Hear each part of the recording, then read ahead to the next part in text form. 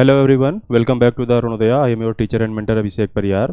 आज हम लोग एनटीपीसी पीवाईक्यू सीरीज को आगे कंटिन्यू करते हैं, जिसमें डे 4 में हम लोग 76 से क्वेश्चन को आगे बढ़ाएंगे और 100 तक कंप्लीट करने की कोशिश करते हैं। तो चलिए शुरू करते हैं। चलिए 76 देखते हैं। भारतीय संविधान का कौन सा अनुच्छेद नागरिकों के लिए भारत में समान नागरिक संहिता को सुनिश्चित करने का लक्ष्य रखता है? Which article of the Indian constitution aims at securing a uniform civil code for citizens across India? ठीक है, यूनिफॉर्म सिविल कोड की बात कर रहा है। इंडिविजुअली आपको आर्टिकल याद होने चाहिए। तो पार्ट 3, पार्ट 4 ये आर्टिकल्स आपको क्लियरली याद होने चाहिए। ये डीपीएसपी का एक पार्ट है, आर्टिकल 44 पता होना चाहिए। इसमें हम डिस्कशन कर लेते हैं कि 43, 44, 45, 46 इनमें है क्या। तो आर्टिकल 36 से लेकर आर्टिकल 51 तक डीपीएसपी का जिक्र है, directive principles of state policy, जो कि राज्य के लिए नीति निर्देशक तत्व है। इसका मतलब है राज्य जो पॉलिसी बनाएगा उसमें इन आर्टिकल्स का ख्याल रखेगा।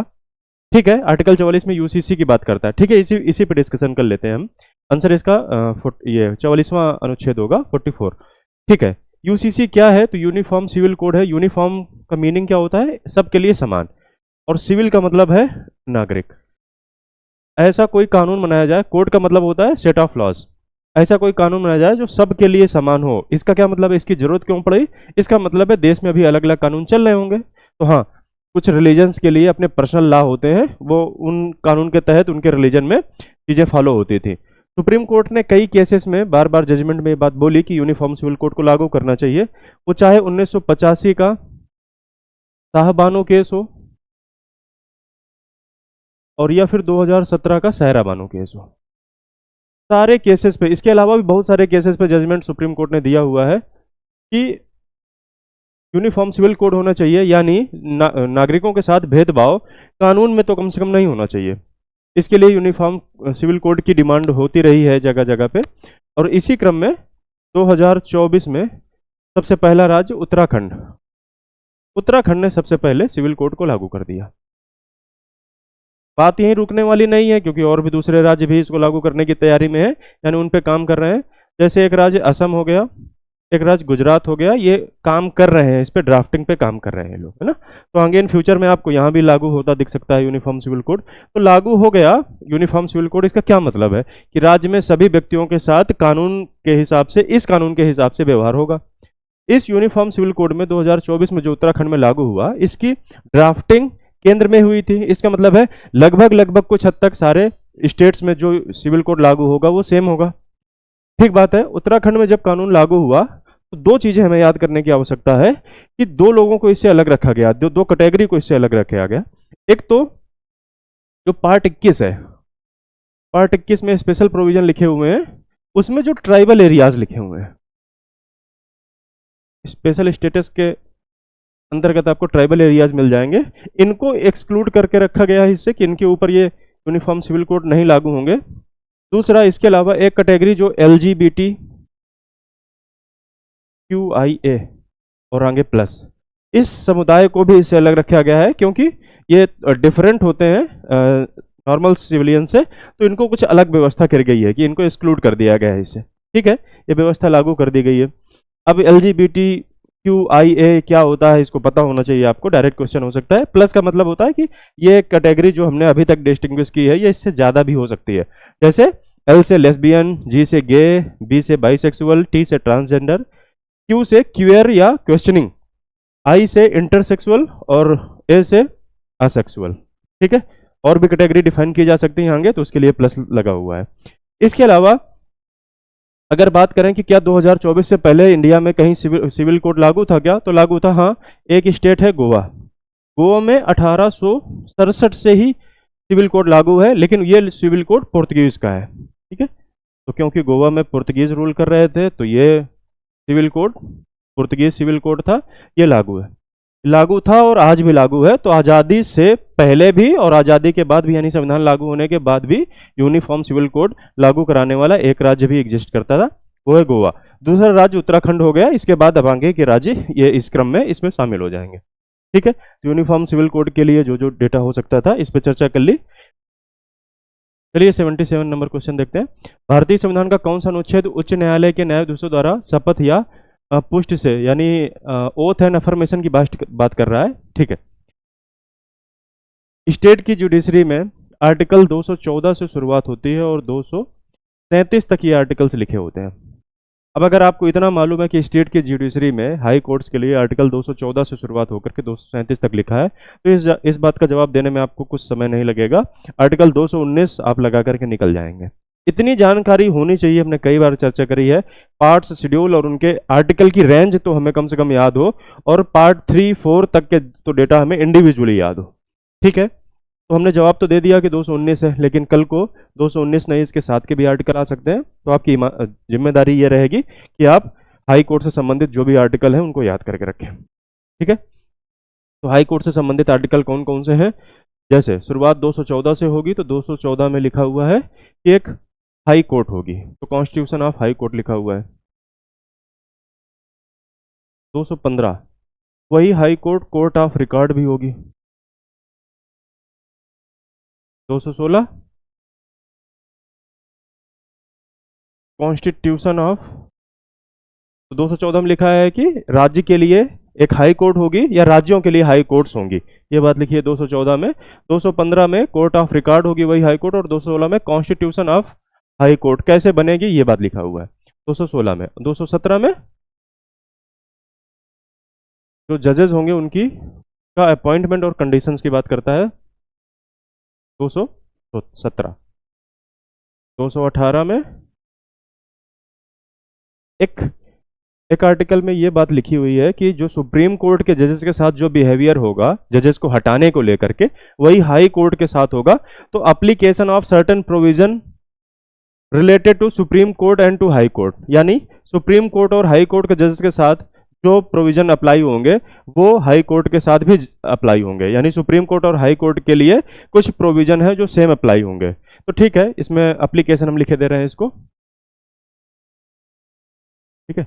ये आपको तो 214 से शुरू करके 218 तक के आर्टिकल हमने देखे। 214 में लिखा है कि हाई कोर्ट होगी एक राज्य के लिए या राज्यों के लिए, और 215 में लिखा है कि वो कोर्ट ऑफ रिकॉर्ड भी होगी, और 216 में लिखा है कॉन्स्टिट्यूशन हाई कोर्ट कैसे बनेगी। 217 में लिखा है अपॉइंटमेंट एंड कंडीशंस ऑफ जजेस। 218 में एप्लीकेशन सर्टेन प्रोविजन का एप्लीकेशन, जिसमें कि सुप्रीम कोर्ट और हाई कोर्ट के लिए सेम रूल लागू होंगे। 218 तक आपको इस तरीके से तोड़ तोड़ के आपको याद रखने हैं, क्योंकि ये आर्टिकल 237 तक जाएगा, ठीक है। 218 के बाद 219 में ओथ लिखा हुआ है, ओथ एंड अफर्मेशन। तो आपके सामने यही क्वेश्चन था, आप अगर ये पता होता तो आप इसका जवाब दे सकते हैं। 220 में लिखा हुआ है, ओथ लिखा हुआ है उसको, 220 में लिखा हुआ restriction to practice, restriction of practice after being permanent जज, ऐसा लिखा है। इसका मतलब है कोई जज परमानेंट जज बन गया है तो उसको प्रैक्टिस पे रेस्ट्रिक्शन लगा दी गई 220 में। इसी तरीके से याद रखना 214 से 18, फिर 19 से 20 और 21 और 22 तक। 221 हो गया और 222 हो गया एक साथ। 221 में क्या लिखा हुआ है, उनकी सैलरी, और 222 में लिखा हुआ है उनको दूसरे कोर्ट्स में ट्रांसफर किया जा सकता है, ठीक है। तो 219 में लिखा है उनको शपथ दिलाई गई। शपथ किस चीज़ की, कि अब वो प्रैक्टिस भी नहीं करेंगे और उनके जज होने की प्रैक्टिस हो गई। इसके बाद प्रैक्टिस करने के बाद उनको सैलरी मिलेगी 221 में, और सैलरी के साथ उनका ट्रांसफर भी किया जा सकता है, ये 222 में। इस तरीके से इनको याद रखने हैं, ठीक है। तो आपको इतने आर्टिकल तो याद ही होने चाहिए, ठीक है। डिटेल में हम लोग जो स्टेट जुडिशरी है इसके लिए अलग से पार्ट रखेंगे, ठीक है। आगे भारतीय संविधान 78 नंबर, भारतीय संविधान का कौन सा अनुच्छेद अपराधों के लिए दोष सिद्धि से संबंधित संरक्षण है? पीछे क्वेश्चन आ चुका है, ज्यादा इस पर टाइम नहीं लेंगे। आर्टिकल 20 की बात करता है। आर्टिकल 20 में कन्विक्शन ऑफ ऑफेंसेस के लिए प्रोटेक्शन दिया हुआ है, दोष सिद्धि के संबंध में संरक्षण दिया हुआ है हमें, ठीक है। तो अब दोष सिद्धि में किस प्रकार का संरक्षण है तो वो हमने पीछे लिख रखा है। 20 का 1, 2 और 3 ये सब क्लॉज हैं, इनमें चर्चा हमने करी थी। 3 प्रकार के, एक शब्द था no ex post facto law, एक चर्चा करी थी हमने नो डबल जियोपार्डी। अगर नहीं मालूम है तो पीछे वाले वीडियो आप देखते आएंगे, कवर होते रहेंगे डेटा। और नो सेल्फ इंक्रिमिनेशन,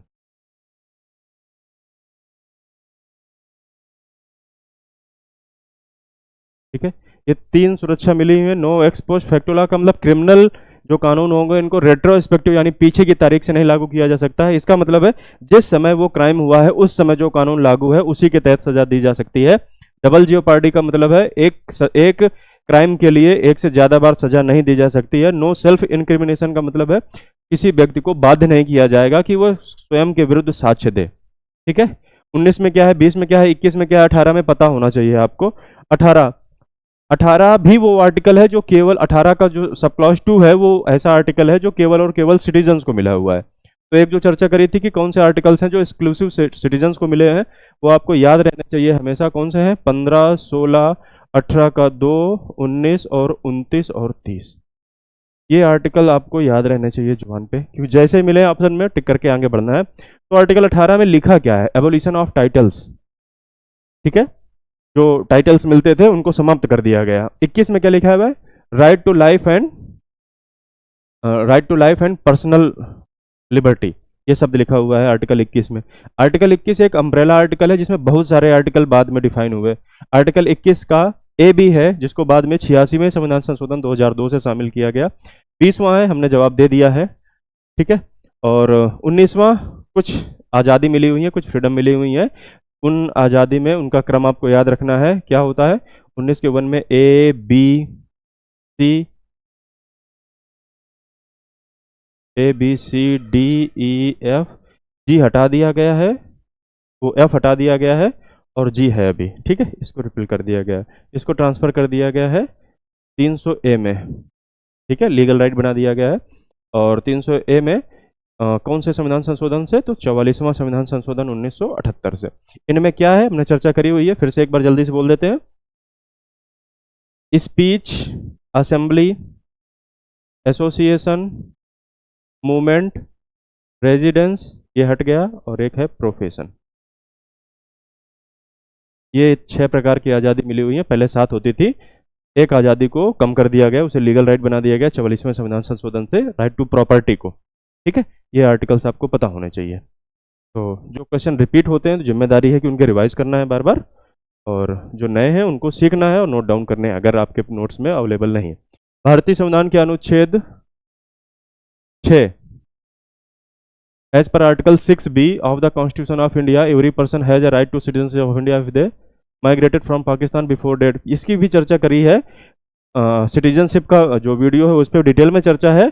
और तो इसको आपको अगर समझना हो कि ये पार्टीशन के समय पे, जब 15 अगस्त 1947 के पार्टीशन के समय जो ट्रांजिशनल फेज था, नागरिक जो इधर से उधर जा रहे थे, उस समय नागरिकता के क्या प्रावधान थे उनमें डिटेल में चर्चा हुई है। तो हमने उस समय पे एक बात बताई थी कि सिटीजनशिप के लिए 3 तारीखें आपको याद होनी चाहिए। एक तो 15 अगस्त 1947 वो डेट है जब इंडिया को 2 डोमिनियन में डिवाइड कर दिया गया। इसके पहले की क्या व्यवस्था है देखते हैं, तो थोड़ी क्रोनोलॉजी आपको पता हो। जैसे 20 फरवरी 1947 को घोषणा होती है। किस चीज़ की घोषणा हुई? क्लीमेंट एटली ने रेडियो पे घोषणा करी। किस बात की घोषणा करी? कि जो ब्रिटिशर्स हैं इनको 30 जून 1948 से पहले, देखो 15 अगस्त 1947 के बाद की डेडलाइन थी, लेकिन 15 अगस्त 1947 से आज़ादी मिल गई और उनको डेडलाइन दी गई 30 जून 1948 की। 30 जून 1948 से पहले भारत से ब्रिटिशर्स को छोड़ देना है भारत को। 20 फरवरी 1947 को ऐसी रेडियो पे डिक्लेरेशन हो गई, ऐसी घोषणा हो गई। 3 जून को एक प्लान आता है, 3 जून 1947 को प्लान आया। और जब ये 20 फरवरी को घोषणा करी तो उस समय पे जो वायसराय हुआ करते थे वो वेवेल थे, और उनको हटा करके माउंटबेटन को वायसराय बना दिया गया। माउंटबेटन ने 3 जून 1947 को एक प्लान दिया, उस प्लान के तहत इंडिया को डिवाइड कर दिया गया पाकिस्तान और इंडिया में। 3 जून को प्लान आया, लोगों को पता था कि भारत 2 डोमिनियन में टूटेगा। ऑफिशियली घोषणा 3 जून को हो रही है, लेकिन इससे पहले भी जनमानस को मालूम था कि इंडिया को डिवाइड किया जाना है। और क्योंकि ये घोषणा हो चुकी है 20 फरवरी 1947 को, तो जिन शर्तों पे भी इंडिया चाहे उन शर्तों पे ब्रिटिशर्स को फॉलो करा करके इंडिया को छोड़ना है 30 जून 1948 से पहले, ऐसी बात हो चुकी है। तो 3 जून 1947 को प्लान आया, जुलाई में वहाँ की पार्लियामेंट में पास हो गया, और 15 अगस्त को डेट डिसाइड हो गई कि 15 अगस्त वो डेट होगी जिस दिन डोमिनियन ये अलग अलग होंगे। तो ऐसे करके इंडियन इंडिपेंडेंस एक्ट 15 अगस्त को लागू हो गया। क्या क्या हुआ उसमें हमने चर्चा करी है इसको, तो ये तारीख आपको पता होनी चाहिए। अब जब 3 जून को ये घोषणा हो चुकी है, इससे पहले भी लोगों को मालूम था, तो लोग माइग्रेट करना शुरू कर देंगे। कुछ लोग इंडिया से पाकिस्तान की तरफ, जो डिसाइड होने वाला है, इंडिया से जो मांग की गई थी मुस्लिम लीग के द्वारा कि ये क्षेत्र पाकिस्तान में शामिल होना चाहिए, तो कुछ लोग इंडिया से पाकिस्तान और कुछ लोग पाकिस्तान वाला जो क्षेत्र जो उस समय पे जिसकी मांग की गई थी, और वहां से इंडिया की तरफ आना शुरू कर देंगे। ठीक है, इसी ट्रांजिशन के लिए सिटीजनशिप में प्रावधान लाया गया। तो एक डेट जब ये घोषणा हो चुकी है, वो 1 मार्च 1947 वो डेट तय कर दी गई, जब लोगों को मालूम है कि ये डोमिनियन टूटने वाले हैं। 1 मार्च 1947 के बाद जो माइग्रेट कर रहा है, कहाँ, ठीक है, पाकिस्तान की तरफ माइग्रेट कर रहा है, और पाकिस्तान से अगर इंडिया की तरफ आ रहा है तो 19 जुलाई 1948, ये वो डेट है जिसमें परमिट सिस्टम लागू हुआ। इतनी तारीखें आपको मालूम होने चाहिए टॉपिक पढ़ने से पहले। सिटीजनशिप और आज़ादी के बारे में ये अगर डेट्स मालूम है आपको, तो आप जवाब दे पाएंगे। अब वापस जाते हैं क्वेश्चन पे। क्वेश्चन क्या पूछना चाह रहा है, एज पर आर्टिकल 6, तो पहले आर्टिकल 6 पता होना चाहिए। तो आर्टिकल 5 से लेकर के 11 तक पार्ट सेकेंड में नागरिकता से संबंधित आर्टिकल्स लिखे हुए हैं। आर्टिकल 5 में क्या लिखा हुआ है, सिटीजनशिप एप्लीकेशन, यानी नागरिकों को किस तरीके से नागरिकता दी जाएगी, आर्टिकल 5 में लिखा है। 6 में लिखा है उन पर्सन्स के लिए अधिकार दिया है जो इंडिया से पाकिस्तान की तरफ को माइग्रेट, वो जो पाकिस्तान से इंडिया की तरफ को माइग्रेट करना चाहते हैं, आर्टिकल 6 में बात हो गई। पाकिस्तान से इंडिया की तरफ माइग्रेट करना चाहते हैं, वो आर्टिकल 6 में बात हो गई। 7 में ऐसे पर्सन्स की बात करी है जो इंडिया से पाकिस्तान माइग्रेट कर गए लेकिन पाकिस्तान से वापस इंडिया की तरफ आ गए, आर्टिकल 7 में बात करता है, इनको नागरिकता दे देगा। आर्टिकल 8 में बात करता है person of Indian origin residing outside the India, यानी ऐसे लोग जो भारतीय मूल के हैं और भारत से बाहर रह रहे हैं, उनकी व्यवस्था आर्टिकल 8 में की गई। डिटेल में चर्चा है, पीछे आप देख सकते हैं। 9 में कॉन्टिन्यूएंस, यानी 9 में लिखा हुआ है कि अगर कोई व्यक्ति किसी दूसरे देश की नागरिकता वॉलंटरी एक्वायर कर लेता है तो वो इंडिया का सिटीजन नहीं रहेगा, यानी सिंगल सिटीजनशिप की व्यवस्था आर्टिकल 9 में लिखी हुई है। 10 में कॉन्टिन्यूएंस ऑफ सिटीजनशिप, यानी इन आर्टिकल्स का प्रयोग करके हमने 26 जनवरी 1950 में जो हमें नागरिकता देनी थी वो हमने दे दी। और 11 में लिख दिया इसके बाद सिटीजनशिप से संबंधित रूल्स को, यानी जो रेगुलेशंस लाने होंगे वो पार्लियामेंट को ऑथराइज करके ये 26 जनवरी 1950 को ये पार्ट लागू करा दिया गया। कुछ आर्टिकल्स लागू हो गए थे 26 नवंबर 1949 को, तो हमने चर्चा कर ली कि क्या है इसमें। अब जवाब देने में जाते हैं जरा। एज पर आर्टिकल 6B, 6 किसके लिए बात कर रहा होगा, जो लोग पाकिस्तान से इंडिया की तरफ आए। ठीक है, भारतीय संविधान के अनुच्छेद 6 के अनुसार हर व्यक्ति को भारत की नागरिकता का अधिकार प्राप्त है यदि पाकिस्तान से किस तारीख से पहले आया है। देखो हमने बात करी थी, आर्टिकल 6 में बात है पाकिस्तान से भारत की तरफ माइग्रेशन करने वाले की, तो अभी डेट वही है, वो डेट जो परमिट सिस्टम लागू करने की डेट थी उसी डेट की बात कर रहा है, 19 जुलाई 1948। ढूंढ लेंगे ऑप्शन में, ये लगा हुआ है 19 जुलाई 1948। जवाब देना आसान है। वैसे भी 15 अगस्त 1947 के अलावा इनमें से कोई डेट ऐसी नहीं है जो हिस्ट्री में जिसकी क्रोनोलॉजी में इंपॉर्टेंस हो। ठीक है, तो आप इस रिलेशन में, तो आप इस चीज का जवाब वैसे भी दे सकते हैं। ठीक है, कॉमन सेंस का प्रयोग करके जवाब दे सकते थे आप इसका, लेकिन आपको डेट्स मालूम होने चाहिए एग्जैक्टली। भारतीय संविधान का कौन सा अनुच्छेद लोकसभा में अनुसूचित जातियों और अनुसूचित जनजातियों के सीटों से आरक्षण को अनिवार्य करता है? ठीक है, आर्टिकल्स ये लिखे हुए हैं। ठीक है, चलिए इस पर चर्चा करते हैं जरा। पहले जवाब दे देते हैं। तो SC STs के लिए आरक्षण लोकसभा में आर्टिकल 330 में लिखा हुआ है। इसके अलावा कौन कौन से आर्टिकल हमें पता होने चाहिए, जरा उस पर चर्चा कर लेते हैं। इसके इर्द गिर्द जो भी सवाल बन सकते हैं उनको देख लेते हैं। तो एक आर्टिकल किस तरीके से आप याद रखना है, एक आर्टिकल 330, एक आर्टिकल 330 का ए और एक आर्टिकल 331। यहाँ आर्टिकल 332, 300 ए और एक आर्टिकल 333। यहाँ जो भी बात होगी वो लोकसभा के लिए बात होगी और यहाँ लेजिस्लेटिव असेंबली यानी विधानसभा के लिए बात होगी। ठीक है, इसके अलावा एक आर्टिकल आपको 334, ये आर्टिकल्स आपको पता होने चाहिए क्योंकि आर्टिकल 30, 35, 46 ये इस प्रकार के आर्टिकल हैं। इनको पता होगा तो आप बाकी आर्टिकल्स पे संबंधित सवालों का जवाब दे पाएंगे। तो आर्टिकल 330 में क्या लिखा हुआ है, SC और ST का रिजर्वेशन लिखा हुआ है कहाँ पे, लोकसभा में। ठीक है, 330 का ए बाद में संविधान संशोधन के द्वारा जोड़ा गया है और उसमें वुमेन्स का रिजर्वेशन लिखा हुआ है। चर्चा कर लेंगे अभी इस पे। 331 में एंग्लो इंडियन का स्पेशल रिप्रेजेंटेशन लिखा हुआ है। सेम यही कहानी इसी पैटर्न पे 332 से 333 के बीच में लिखी हुई है विधानसभा के लिए। तो 332 में क्या लिखा होगा? एससी और एसटी का रिजर्वेशन लिखा होगा। 332 के ए में वुमेन्स का रिजर्वेशन लिखा होगा और 333 में एंग्लो इंडियन का रिजर्वेशन। तो 331 के आधार पर लोकसभा में 2 एंग्लो इंडियन का चुनाव होता था, स्पेशल रिप्रेजेंटेशन के द्वारा उनका सिलेक्शन होता था, और विधानसभा में 1 चुना जाता था।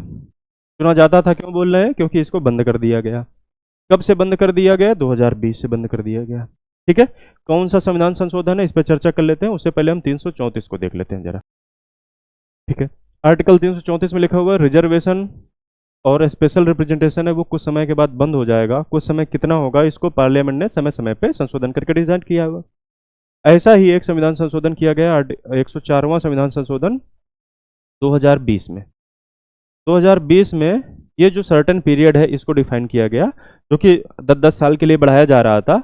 इसमें लिख दिया गया कि जो SC ST के लिए रिजर्वेशन है इसको बढ़ा के 80 साल कर दिया गया कि 80 साल बाद बंद होगा, और जो एंग्लो इंडियन के लिए था उसमें समय लिख दिया गया 70 साल।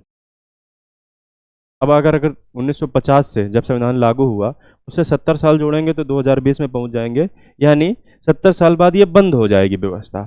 तो 70 साल बाद इसका मतलब है एंग्लो इंडियन और ये जो एंग्लो इंडियन और एंग्लो इंडियन लोकसभा में और यहाँ विधानसभा में इनका जो रिप्रेजेंटेशन है ये बंद हो जाएगा। तो बंद हो गया कौन से संविधान संशोधन से? तो 104वें संविधान संशोधन 2020 से ये बंद हो गया रिप्रेजेंटेशन। लोकसभा में 2 सीट्स और विधानसभा में 1 सीट का रिप्रेजेंटेशन होता था, जिसे बंद कर दिया गया। ठीक है, इसके अलावा जो SC ST का रिजर्वेशन है वो 80 साल तक के लिए यानी आगे 10 साल के लिए फिर से बढ़ा दिया गया, जो कि चला आ रहा है पीछे से। इसके अलावा ये एक आर्टिकल 330 के साथ में आर्टिकल एक ऐड किया गया है 330 ए, ये विमेन से संबंधित है। इसको कब ऐड किया गया है? 330 का ए ये ऐड किया गया है 106वां संविधान संशोधन 2020 में। ठीक है, इसका मतलब क्या है कि विमेन्स का रिजर्वेशन होगा, कितना होगा? ये 1/3 होगा। किसका 1/3? SC STs में जितना रिजर्वेशन रिजर्व है SC STs के लिए, उस रिजर्वेशन में 1/3 महिलाएं होंगी। ऐसी व्यवस्था ये कर दी गई। तो अब इस पूरे डेटा से आपको क्या क्या पता होना चाहिए? ये आर्टिकल पता होना चाहिए, कौन कितने समय के लिए लागू रहेगा ये पता होना चाहिए। रिसेंट में जो संविधान संशोधन हुए उन पे चर्चा कर ली, क्या प्रावधान थे उन पे चर्चा कर ली। जवाब आप दे सकते हैं, तो जवाब हमने आर्टिकल 330 पहले दे दिया था। ठीक है, आर्टिकल 332 में क्या लिखा हुआ है ऑप्शन में आप देख सकते हैं। 332 में SC ST का रिजर्वेशन है, लेकिन कहाँ? यहाँ शब्द है लोकसभा तो वहाँ शब्द है विधानसभा। ठीक है, हो गया। इसके अलावा जिम्मेदारी आपकी क्या बनती है कि इस नई सरकार में जो जो संविधान संशोधन हुए हैं रिसेंट में, यानी 99 से लेकर के 106 तक, 99वां 100वां 101वां ऐसे करके 106 तक के जो संविधान संशोधन हुए हैं उनको दिमाग में आपके होना चाहिए। शॉर्ट फॉर्म में हम अगर समरी में बोल दें इसको, तो 99वां संविधान संशोधन NJSC से संबंधित था, नेशनल जुडिशियल अपॉइंटमेंट कमीशन। जो 100वां था वो लैंड बाउंड्री एग्रीमेंट था बांग्लादेश के साथ। 101वां ये GST से संबंधित था, GST लागू हुई 1 जुलाई 2017 में। संविधान संशोधन 2016 का है। 102वां संविधान संशोधन है ये national commission for backward classes. Backward classes के लिए कमीशन था, लेकिन कॉन्स्टिट्यूशनल स्टेटस इसको 102वें संविधान संशोधन से मिला। और 103 EWS के लिए रिजर्वेशन था। और 104 अभी पीछे चर्चा हो चुकी है। 104 देखो किसके लिए था? SC ST वो एंग्लो इंडियन के लिए जो रिजर्वेशन था इसको बंद कर दिया गया 70 साल टाइम डिसाइड करके, और SC STs के लिए कंटिन्यू कर दिया गया। 104 अभी चर्चा हो चुकी है।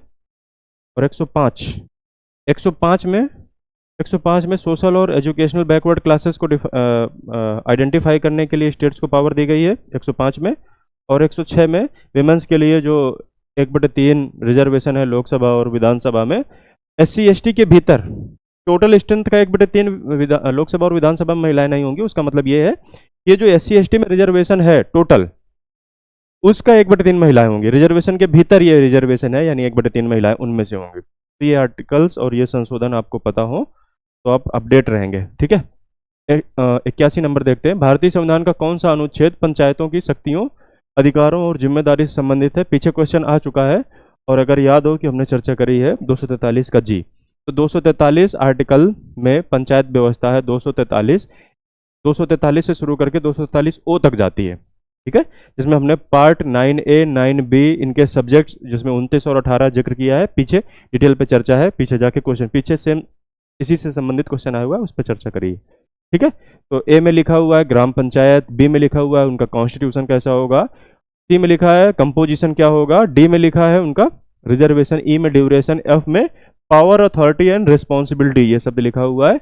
एफ हो गया जी में पावर, अथॉरिटी, रिस्पॉन्सिबिलिटी हो गया। इसके बाद में एच में लिखा हुआ है पावर टू इम्पोज टैक्सेस, आई में लिखा हुआ है कि स्टेट फाइनेंस कमीशन होगा जो रिव्यू करेगा स्टेटस का, जे का मतलब ऑडिट, के का इलेक्शन है। इस तरीके से पीछे हमने चर्चा करी हुई है सारे आर्टिकल्स की, उनको देख सकते हैं। 243 का जी होगा इसका आंसर। हाँ 82 भारतीय संविधान के अनुच्छेद 7 पीछे अभी चर्चा हुई है, ये सवाल पीछे आया हुआ है जिसमें आर्टिकल 6 की चर्चा हुई है ना शुरुआत में। तो आर्टिकल 7 में किसके लिए बात करता है? आर्टिकल 5 बात करता है रेजिडेंस के आधार पर, यानी डोमिसाइल के आधार पर नागरिकता हमने दे दी आर्टिकल 5 से। 6 हमने बात करी थी कि ये उनकी बात करता है जो पाकिस्तान से भारत की तरफ आ गए, माइग्रेट कर गए। 7 उनकी बात करता है जो लोग भारत से पाकिस्तान गए, वापस पाकिस्तान से वापस भारत की तरफ आ गए। 8 बात करता था उनके लिए जो इंडिया से बाहर रिसाइड कर रहे हैं उस समय पे। 9 बात करता है सिंगल सिटीजनशिप की, 10 बात करता है कॉन्टिन्यूएंस, और 11 बात करता है कि अब पार्लियामेंट के पास पावर होगी रेगुलेट करने की। ये आर्टिकल्स आपको याद होंगे, जवाब देना बेहद ही आसान होता है। कुछ तारीखें हमने चर्चा करी हुई हैं, उन्हीं तारीखों से जवाब मिल जाएगा आपको। तो किसकी बात कर रहा है? आर्टिकल 7, यानी किसकी बात कर रहा होगा? जो लोग इंडिया से पाकिस्तान गए थे लेकिन वापस पाकिस्तान से भारत की तरफ वापस आ गए। सवाल समझते हैं जरा। भारतीय संविधान के अनुच्छेद 7 के अनुसार जो कोई भारत के क्षेत्र, पाकिस्तान के क्षेत्र में दी गई तारीख के बाद प्रवासित हुए से भारत का नागरिक नहीं माना जाएगा, ठीक है। तारीख की हमने चर्चा करी थी। हाँ 1 मार्च 1947, एक बात करी थी हमने 19 जुलाई 1948, 20 फरवरी 1947 को घोषणा हुई है, ठीक है। पीछे वाला आपको डेटा दिखा देते हैं, रिलेट हो जाएगा आसानी से। ये 79 नंबर क्वेश्चन में देखो हमने चर्चा करी 20 फरवरी 1947 को घोषणा हुई क्लीमेंट एटली के द्वारा। 3 जून को प्लान बना, जुलाई में पार्लियामेंट में, वहां की पार्लियामेंट में पास हुआ और 15 अगस्त को लागू हो गया, यानी डोमिनियन बन गए। 1 मार्च 1947 से और 19 जुलाई 1948 ये 2 तारीख हैं। 19 जुलाई 1948 ये परमिट सिस्टम की, और 1 मार्च डिसाइड की गई ये कि जब ज़्यादा मात्रा में माइग्रेशन हो रहा था उस समय एक डेट डिसाइड कर ली गई 1 मार्च 1947, जब लोगों को पता है कि ये पार्टीशन होने वाला है, और पार्टीशन किस प्रकार से होगा इस पर चर्चा हुई। सवाल है as per article 7 of the constitution of India any person who has migrated from the territory of India, समझना, इंडिया से नाउ इंक्लूडेड इन पाकिस्तान, जो अब पाकिस्तान में है, यानी इंडिया से पाकिस्तान गया और पाकिस्तान से वापस रिटर्न कर गया, तो कौन सा नागरिक नहीं माना जाएगा? तो उस समय बात कर रहा है जो भारत से पाकिस्तान की तरफ चला गया, अभी वापस आने की डेट नहीं बात कर रहा है, भारत से पाकिस्तान जाने की बात कर रहा है। किस डेट के बाद? तो 1 मार्च 1947 के बाद, जब से डिसाइड हो चुका था, लोगों को पता चल गया था। ऑब्वियसली डिसाइड तो घोषणा हुई इसकी जून वाले, जब माउंटबेटन ने प्लान पेश किया। 83 निम्नलिखित में से कौन सी भाषा भारतीय संविधान की 8वीं अनुसूची का विषय नहीं है? वही पीछे हमने चर्चा करी थी, सवाल कोई आया था भाषा से संबंधित, कितनी भाषाएं हैं, हमने उसमें सारे संविधान संशोधन 21वां, 71वां, 92वां, जिम्मेदारी है आप पीछे जाके अगर शुरुआत से 1 नंबर से क्वेश्चन देख रहे हैं तो आपको ये सवाल देखने की आवश्यकता नहीं पड़ेगी। तमिल, बोडो, पंजाबी, राजस्थानी, तो जवाब है राजस्थानी भाषा नहीं लिखी हुई है अनुसूची में। 22 भाषाएं लिखी हुई हैं। कौन सी 22 भाषाएं? याद करने का भी तरीका भी बताया था। 3 संविधान संशोधन 21वां, 71वां और 92वां, ये संशोधन और इनका ईयर, और इसमें कौन सी भाषा जोड़ी गई वो याद होना चाहिए। इसके अलावा 22 भाषाएं कौन सी हैं वो याद होना चाहिए। तो 22 भाषाओं में हमने चर्चा करी थी कि 3 भाषा मैप के आधार पर, 3 भाषा जो पहाड़ी क्षेत्रों में बोली जाती हैं, कश्मीरी हो गई, डोगरी हो गई और नेपाली, ये भाषा हो गई। 3 भाषा हमने नॉर्थ ईस्ट में बात करी थी, कौन कौन सी? मणिपुरी, असमीज और बोडो, 3 भाषा ये हो गई। इसके अलावा जब पहाड़ी क्षेत्र से नीचे की तरफ उतरे थे तो हमने भाषाएं देखी थी, कौन कौन सी देखते हैं। तो उसके पहले पंजाबी हो गई, सिंधी हो गई, गुजराती हो गई, मराठी हो गई, कोंकणी हो गई, 5 भाषा ये हो गई। इसके अलावा मैदानी क्षेत्र में हिंदी, उर्दू, मैथिली, संथाली और बंगाली और उड़िया, ये 6 भाषा ये हो गई, 11 भाषा हो गई। ठीक है, तो 11, 6, 5, 11, 3, 14 और 3, 17 और 5 भाषा साउथ इंडिया में हमने बोली थी। कौन कौन सी? कन्नड़, मलयालम, तमिल, तेलुगु और संस्कृत, ये 5 भाषा हो गई। 22 भाषाएं। याद करने में समय नहीं लगता है, लेकिन इसको प्रॉपर वे से अरेंज कर लें तो वीडियो आप देख लेंगे, पीछे वाले वीडियो में एक चीज़ें क्लियर हो जाएंगी। जवाब अभी आपको मिल गया कि राजस्थानी भाषा हमने कहीं बोली नहीं है अभी 22 भाषाओं में। भारतीय संविधान के किस अनुच्छेद के तहत अंतर्राज्यीय विवादों के समन्वय के लिए अंतर्राज्यीय परिषद? याद होने चाहिए 2 आर्टिकल, एक आर्टिकल 262 और एक आर्टिकल 263। 262 में रिवर्स के डिस्प्यूट के लिए ट्रिब्यूनल बने हुए हैं, रिवर्स के डिस्प्यूट के लिए, और 263 में इंटर स्टेट काउंसिल बनी हुई है। सरकारिया आयोग ने इस बात पे जोर दिया था कि इंटर स्टेट काउंसिल होने चाहिए राज्यों से विवाद के निपटारा के लिए, तो ये काउंसिल बनी 263 में। ठीक है, 1990 में। तो बाकी आर्टिकल आपको पता हो कि 352 है इमरजेंसी संबंधित है, 56 इमरजेंसी संबंधित है, 19 फंडामेंटल राइट है। तो अंतर्राज्यीय परिषद में जवाब आपका आप आसानी से निकल सकता है। तो जवाब कौन सा होगा? 263 आर्टिकल और ऑप्शन डी। आगे चलिए 85 नंबर देखते हैं। भारतीय संविधान का कौन सा अनुच्छेद राज्यों में विधान परिषद के गठन का प्रावधान देता है? 169 लेजिस्लेटिव काउंसिल की बात करता है 169 आर्टिकल में। ठीक है, आगे भारतीय संविधान के संबंध में निम्नलिखित में से कौन सा सही मेल खाता है? ठीक है, मैच करके देखना है। पार्ट 3 में सारे ऑप्शन है पार्ट 3, तो पार्ट 3 में क्या लिखा हुआ है ये पूछा है। तो पार्ट 1 में टेरिटरीज लिखा हुआ है, पार्ट 2 में सिटीजनशिप लिखा हुआ है, पार्ट 3 में फंडामेंटल राइट आर्टिकल 12 से लेकर के 35 तक का जिक्र है। फंडामेंटल राइट लगा के बाहर निकलेंगे। ये पार्ट 4 में लिखा हुआ है, ये मौलिक अधिकार, फंडामेंटल, अच्छा ड्यूटीज लिखा हुआ है। ठीक है, मौलिक अधिकार ये लिखा हुआ है, ऑप्शन बी फंडामेंटल राइट्स। हाँ, तो ऑप्शन जरा ध्यान से लगाइएगा। ठीक है, भारतीय संविधान के किस अनुच्छेद में राष्ट्रपति के महाभियोग की प्रक्रिया लिखी हुई है? राष्ट्रपति से संबंधित सारे आर्टिकल का जिक्र किया गया है पीछे। ठीक है, तो आर्टिकल 52 में लिखा हुआ है कि there shall be a president, एक राष्ट्रपति होगा। 53 में लिखा हुआ है कि उसकी सारे कार्यकारिका जो कार्यपालिका की शक्तियां हैं वो राष्ट्रपति में निहित होंगी। 54 में लिखा हुआ है उसको इलेक्शन के द्वारा अपॉइंट किया जाएगा। 55 में लिखा है कि अपॉइंटमेंट इलेक्शन कैसे होगा, मैनर ऑफ इलेक्शन लिखा हुआ है 55 में। 56 में उसका टर्म लिखा हुआ है। 57 में री एलिजिबिलिटी लिखी हुई है। 58 में क्वालिफिकेशन, 59 में कंडीशन और 60 में ओथ, 61 में इम्पीचमेंट, 62 में time of holding election to fill the vacant seat, यानी अगर राष्ट्रपति का पद खाली है तो कितने समय के भीतर इलेक्शन हो जाएगा, तो वो 6 महीने के भीतर हो जाएगा। ये सारी बातें राष्ट्रपति से संबंधित है। क्या पूछा है? महाभियोग की प्रक्रिया, इम्पीचमेंट का प्रोसीजर आर्टिकल 61 में लिखा हुआ है, जवाब लगा दिया हमने।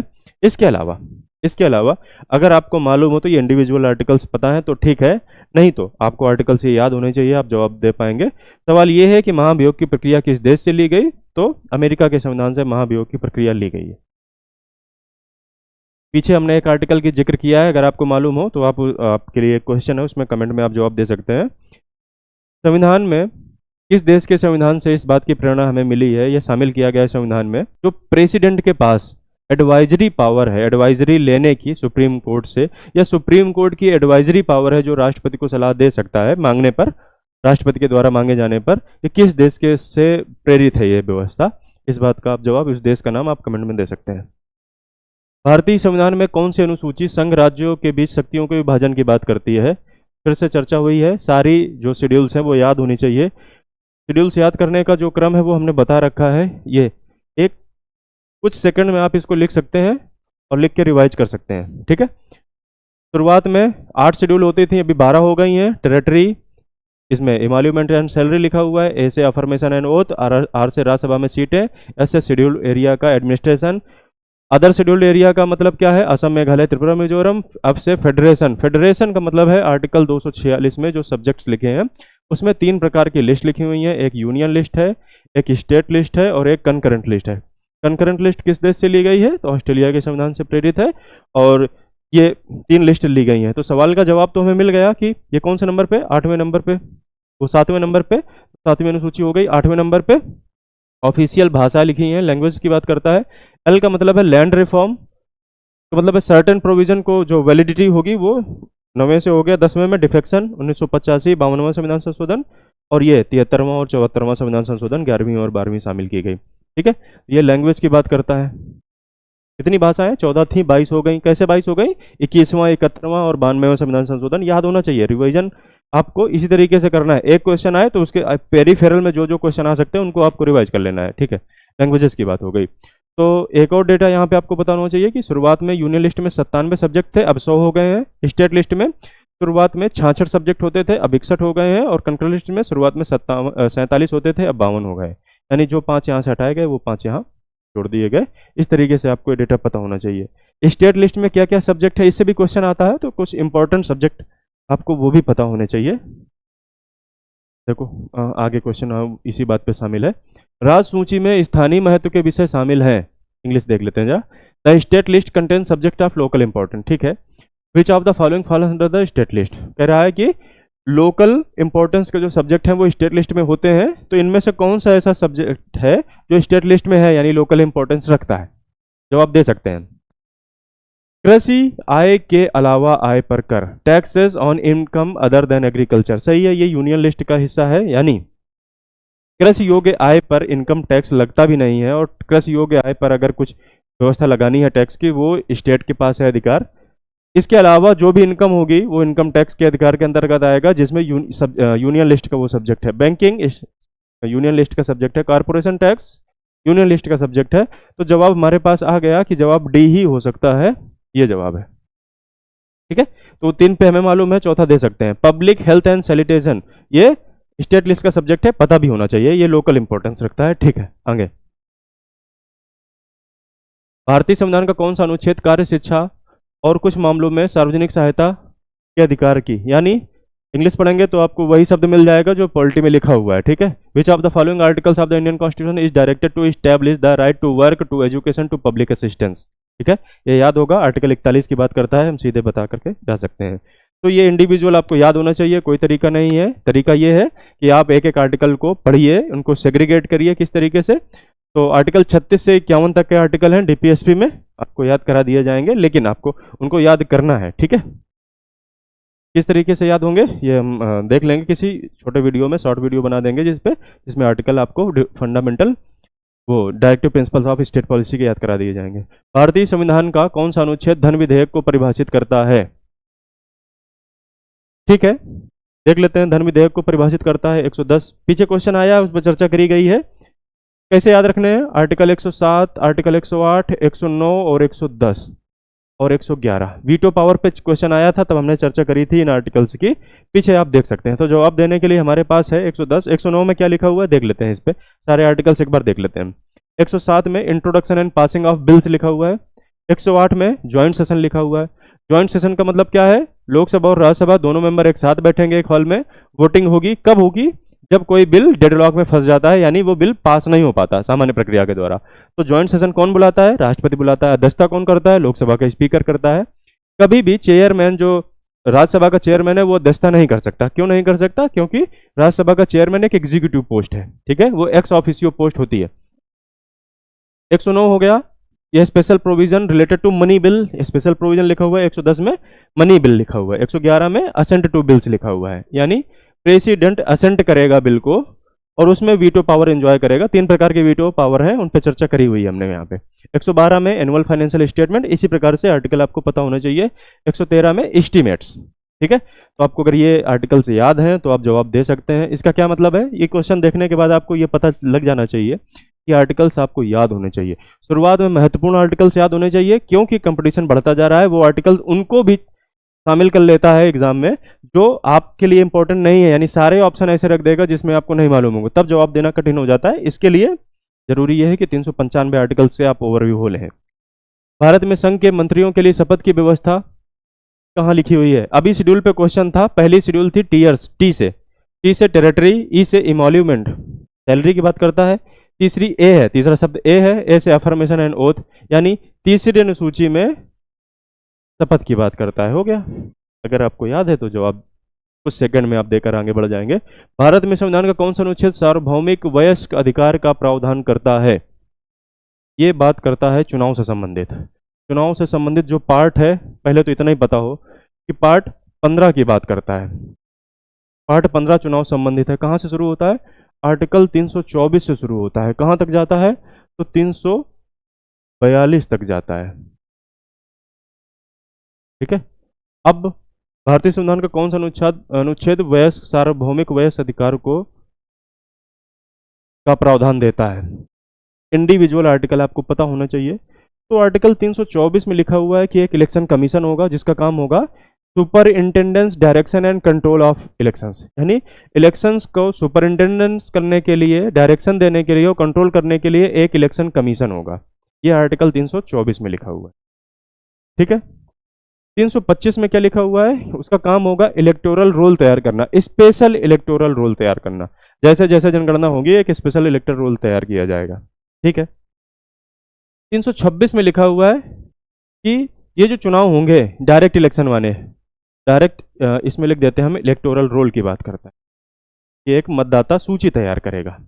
और 326 में लिखा हुआ है यूनिवर्सल एडल्ट फ्रेंचाइज, याद रखना है आपको, सार्वभौमिक वयस्क अधिकार। सवाल इसी का था तो हम लगा करके ऑप्शन में आगे बढ़ सकते हैं। लेकिन 326 में क्या है? दो प्रकार के इलेक्शंस का जिक्र है जिसमें डायरेक्ट इलेक्शन होता है, यानी सबको शामिल किया जाता है इसमें। तो कौन कौन से डायरेक्ट इलेक्शन होते हैं? एक लोकसभा का और एक विधानसभा का। इनके जो एक इलेक्शन होंगे उसमें इलेक्टोरल रोल बनेगी, उस इलेक्शन से पहले उसमें लोगों को शामिल किया जाएगा। ये व्यवस्था करने के लिए चुनाव आयोग है। ठीक है। तो चुनाव आयोग से सारे आर्टिकल संबंधित जो भी हैं आपको याद होने चाहिए। जैसे 329 आर्टिकल है। ठीक है। प्रीवियस ईयर क्वेश्चन करने का मतलब यही है कि हमें क्या सवाल पूछा जा सकता है और कौन सा पूछा गया है, ये हम देख रहे हैं, क्या पूछा जा सकता है। इसकी आपके दिमाग में एक पेरिफेरी तैयार होनी चाहिए कि ये टॉपिक हमें इस हद तक तैयार करना है। भारतीय संविधान का कौन सा अनुच्छेद कहता है राज्य लोक सेवाओं में न्यायपालिका को कार्यपालिका से अलग करने के लिए कदम उठाएगा? सलाह यही होगी कि अगर आप इंग्लिश पढ़ सकते हैं तो पहले इंग्लिश पढ़िए, क्योंकि समय कम लगेगा एग्जीक्यूट करने में। Which article of the Indian constitution says the state shall take step to separate, यानी separation of judiciary from executive, कौन से आर्टिकल में लिखा है? 50 में लिखा हुआ है। दे देंगे जवाब। ठीक है। और ये आर्टिकल बीपीएसपी का पार्ट है और जो एग्जीक्यूटिव को जुडिशरी से अलग करता है। भारतीय संविधान की कौन सी अनुसूची राज्यों और संघीय क्षेत्रों में उनके क्षेत्रों की सूची प्रदान करती है? अभी आ चुका है सवाल। Which schedule of the Indian constitution contains the list of state union territory, यानी स्टेट और यूनियन टेरिटरी से संबंधित कौन सा शेड्यूल है? तो भी बताया टेरिटरी से संबंधित शेड्यूल पहली है, लगा देंगे जवाब। जिसमें दो प्रकार की व्यवस्था है, पार्ट ए और पार्ट बी। पार्ट बी में स्टेट्स लिखे हैं, पार्ट बी में यूनियन टेरिटरीज लिखे हैं। इनकी संख्या क्रमशः 28 और 8 है वर्तमान व्यवस्था के आधार पर, जो बदली है। ठीक है। तो हमने राज्यों का जो गठन है उसको डिटेल में चर्चा करी हुई है। नहीं समझ में आता है, अगर आपने कई जगह से पढ़ के देख लिया है तो आप डिटेल में जाके देख सकते हैं। भारतीय संविधान का कौन सा अनुच्छेद संसद के दोनों सदनों की संयुक्त बैठक का प्रावधान करता है? पीछे अभी हमने चर्चा कर दी। 108 में ये व्यवस्था है, जिसमें आर्टिकल 108 का जिक्र होता है जब राष्ट्रपति एक ज्वाइंट सेशन की बुलाता है, डेडलॉक की सिचुएशन में ज्वाइंट सेशन बुलाता है, जिसमें लोकसभा और राज्यसभा के मेंबर साथ में बैठते हैं और बैठने के बाद में उसमें वोटिंग होती है। ठीक है। उसकी अध्यक्षता लोकसभा का स्पीकर कर सकता है, चेयरमैन नहीं कर सकता राज्यसभा का, कारण कि वो चेयरमैन एक एग्जीक्यूटिव पोस्ट है। बात हो गई 108 की। ठीक है। और इस ज्वाइंट सेशन को जब एड्रेस करेगा प्रेसिडेंट, इसको स्पेशल एड्रेस बोलते हैं। स्पेशल एड्रेस आर्टिकल, प्रेसिडेंट के पास जो अधिकार मिलता है वो आर्टिकल 87 से मिलता है। ठीक है। स्पेशल एड्रेस, और 86 में एड्रेस करने का अधिकार है। भारतीय संविधान का कौन सा अनुच्छेद 243 के सी से संबंधित है? पीछे सारे क्वेश्चन रिपीट हो रहे हैं, इसलिए जिम्मेदारी ये है कि पीछे एक नंबर से क्वेश्चन देखते हुए आएंगे। लगेगा आपको कि सवाल जो भी आते हैं वो इसी पेरिफेरी के अंतर्गत आते हैं, तो पीछे जो भी चर्चा कर देते हैं लगभग वही सवाल आपको देखने के लिए मिलेगा। ठीक है। क्या पूछा है? 243 का सी, ऐसे ही बता दो आप। 243 के ए में क्या लिखा था? ग्राम सभा। बी में क्या लिखा है? कॉन्स्टिट्यूशन। सी में क्या लिखा है? Composition of panchayat. ढूंढ लेते हैं कहाँ लिखा है कंपोजिशन ऑफ पंचायत। समय नहीं लगेगा, एग्जीक्यूशन सही होना चाहिए। भारतीय संविधान के अनुसार हिरासत में लिए गए प्रत्येक व्यक्ति को गिरफ्तारी से कितने घंटों के भीतर निकटतम मजिस्ट्रेट के तो पता होना चाहिए 24 घंटा होता है, जिसमें यात्रा का समय शामिल नहीं होता है। लिखा भी है यात्रा के समय को छोड़कर, यानी टाइम जो भी लगेगा उसे, ट्रेवल टाइम जो भी लगेगा, एक उचित ट्रेवल टाइम जो भी लगेगा उसको छोड़ करके 24 घंटे के भीतर मजिस्ट्रेट के सामने पेश करना होता है। निम्नलिखित में से किसके पास भारतीय संविधान में आर्टिकल 161 के तहत क्षमादान की सकती है? तो दो लोगों को है, प्रेसिडेंट को और एक गवर्नर को। प्रेसिडेंट को आर्टिकल 72 में क्षमादान की शक्ति है और यही क्षमादान की शक्ति 161 में गवर्नर को है। ठीक है, कितने प्रकार की शक्तियां हैं चर्चा कर सकते हैं। पहले तीनों आर से बोल देते हैं। एक है रिप्राइव, एक है रेमिट या रेमिशन, और एक है रेस्पाइट। तीनों आर से हो गए, इनमें अंतर हिंदी में परेशान मत होना क्योंकि इंग्लिश में इन सवालों का एक्सप्लेनेशन ज़्यादा अच्छा किया जा सकता है। और एक हो गया, एक पार्डन हो गया जिसमें पूरी सजा माफ हो जाएगी, और एक हो गया कम्यूटेशन। इससे संबंधित जो भी सवाल हो सकता है हम इस पर चर्चा कर देते हैं। जरा देखिए, रिप्राइव, रेमिशन, रेस्पाइट, तीनों है। याद रखने का जो तरीका है पहले ही समझा देते हैं। पार्डन का मतलब है क्षमा, इसका मतलब जो भी उसको सजा मिली है पूरी की पूरी माफ की जा सकती है, इंक्लूडिंग डेथ पेनाल्टी। मृत्यु दंड की भी सजा को माफ किया जा सकता है। किसके द्वारा? राष्ट्रपति के द्वारा, लेकिन गवर्नर के द्वारा नहीं। पहली बात। कम्यूटेशन का मतलब है सजा को कम कर देना। सजा को कम कर रहा है कम्यूटेशन से, क्योंकि यह शब्द सी से शुरू हुआ है और सी से चेंज होता है। इसका मतलब है इसमें सजा का नेचर भी चेंज होगा। यानी जैसे किसी को सजा दे दी गई है, मान लेते हैं दंड दे दिया गया है, उस दंड के नेचर को भी, जैसे मान लेते हैं एक एग्जांपल कि सजा को कम करने का मतलब है जैसे किसी को 10 साल की सजा मिली और 10 साल में उसको सश्रम कारावास मिला है 10 साल के लिए, तो सजा भी कम कर दी गई। कम करने का मतलब क्या है? 10 साल से घटा करके 8 साल कर दी गई और सश्रम को सामान्य कर दिया गया। यानी उसको अब हार्ड वर्क नहीं करना होगा वहां पे, तो नेचर भी चेंज किया गया और सजा को कम किया गया। अच्छा, ये अपील है, मर्सी पिटीशन के तहत डाली जाएगी और ये अपील दोनों लोगों को, गवर्नर और प्रेसिडेंट को, दोनों को इंडिविजुअली डाली जा सकती है। अब इन तीनों शब्दों को समझते हैं, रेमिशन, रेस्पाइट और रिप्राइव। रेस्पाइट में भी एस है, एस का मतलब है यहां से आप समझना special case. Special case, respite का मतलब है सजा में देरी, समझना ऐसे ही, लेकिन स्पेशल केस। स्पेशल केस का मतलब है क्या हो सकता है? जैसे मान लेते हैं कोई महिला है, जेल में बंद है, वो प्रेग्नेंट है, उस केसेस में सजा को लागू करना मानवीय आधार पर ठीक नहीं होगा। ऐसे केसेस में सजा को आगे बढ़ाया जा सकता है। रेमिशन और रिप्राइव। रेमिशन का मतलब भी है सजा कम करना, या रेमिट का मतलब है सजा को कम करना। लेकिन कम्यूटेशन और रेमिशन में अंतर इसी बात का है कि इसमें नेचर बदलेगा नहीं, नेचर सेम रहेगा, सजा का नेचर सेम रहेगा, कम किया जाएगा। जैसे सश्रम कारावास 10 साल के लिए हुआ तो सजा को कम कर दिया गया 8 साल, लेकिन वो सश्रम बना रहा, उसे हम रेमिशन बोलेंगे। रिप्राइव का मतलब भी है डिले, सजा को डिले करना।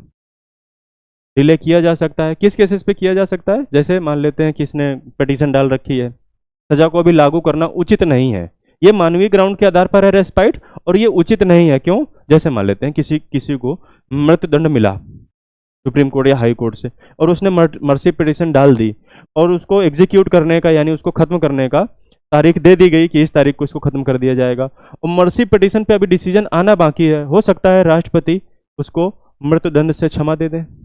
तो इसके ऐसे केसेस में अगर मर्सी पिटीशन जारी है और कुछ ऐसा केस बनता है तो उसको इस तरीके से अभी एग्जीक्यूट नहीं किया जाएगा, तो ऐसे केस को हम रिप्राइव बोलते हैं, प्रविलंबन, यानी देर से ही लागू करना सजा को। कारण सब में अलग है। तो फिर से एक बार देख ले, कम्यूटेशन का मतलब सजा में बदलाव करना, लेकिन चेंज सी से चेंज है तो उसका मतलब नेचर चेंज होगा। यही सेम व्यवस्था रेमिशन में है, यानी सजा में कमी करना, लेकिन इस बार नेचर बदलेगा नहीं। रेस्पाइट का मतलब है स्पेशल केस में सजा में लागू करने में देरी होगी, और रिप्राइव का मतलब है कोई ऐसा केस जिसमें कि कोई मान लेते हैं एप्लीकेशन पड़ी हुई है, मर्सी पिटीशन पड़ी हुई है, उस केसेस में सजा लागू करने में देरी। ये 5 प्रकार की क्षमादान की शक्तियां हैं, गवर्नर को भी मिली हैं। गवर्नर के पास बस ये है कि पार्डन डेथ सेंटेंस में नहीं कर सकता और कोर्ट मार्शल के केसेस पे नहीं कर सकता। राष्ट्रपति के पास अधिकार ये है। ठीक है, जो विषय यूनियन लिस्ट के हैं उनमें से किसी कानून को अगर तोड़ा है तो जो सजा मिलेगी उसको राष्ट्रपति क्षमा दे सकता है, और स्टेट लिस्ट के सब्जेक्ट में अगर सजा मिली है तो वो गवर्नर दे सकता है। ये व्यवस्था है। 100 क्वेश्चन लास्ट है। भारतीय संविधान के भाग 4 अनुच्छेद 43B में किससे संबंधित है? तो आपको वही डीपीएसपी पता हो तो आर्टिकल 43 में 2 अनुच्छेद शामिल किए गए। बी 43 का ए बात करता है कि जो इंडस्ट्री होंगी उनमें पार्टिसिपेशन की बात करता है, पार्टिसिपेशन एंड मैनेजमेंट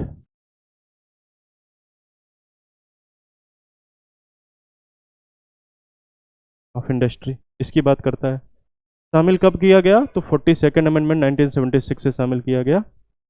बी जो है 43 का बी, ये कोऑपरेटिव सोसाइटीज की बात करता है।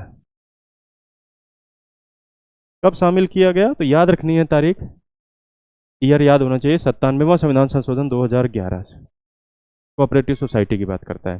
ठीक है, तो 76 से 100 तक के क्वेश्चन डिस्कस हो गए डिटेल में। आप अगर बाद में शामिल हुए हैं तो जिम्मेदारी ये है कि आप 1 नंबर से देखना शुरू करें, क्योंकि क्वेश्चन जो रिपीट होता है उसमें डिटेल आगे डिटेल हो चुकी होती है, उसकी डिटेल हमने डिस्कस कर चुके होते हैं पहले, तो यहाँ पे थोड़ी सी तेजी जाएंगे। और इसके अलावा सारे क्वेश्चन धीरे धीरे रिपीट होते दिखेंगे आपको, उनका रेपिटेशन आपको दिखाई देगा। इसलिए जरूरी ये है कि प्ले लिस्ट में जो वीडियो पढ़े हैं एनटीपीसी पीवाईक्यू सीरीज में, उनको देख लीजिए। किसी टॉपिक में अगर दिक्कत आती है तो जो टॉपिक प्ले लिस्ट पे आ चुके हैं, कॉन्स्टिट्यूशन की एक प्रॉपर सीरीज आ रही है धीरे धीरे, ठीक है, उसको आप देख सकते हैं डिटेल में। ठीक है, थैंक यू।